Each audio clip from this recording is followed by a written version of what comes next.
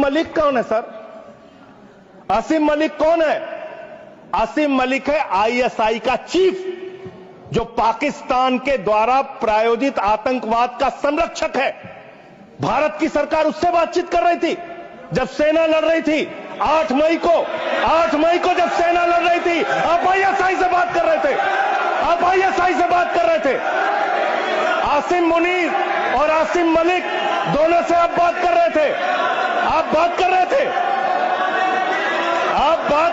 ISI से। हमारी सेना लड़ रही थी, आप आईएसआई से बात कर रहे थे। आप कह रहे हैं वो पाकिस्तान आपसे गिड़गिड़ाया, आप मान गए। अरे मान्यवर, वो हमारी बहनें भी तो गिड़गिड़ा रही थी, वो आतंकवादी तो नहीं माने, आप कैसे मान गए?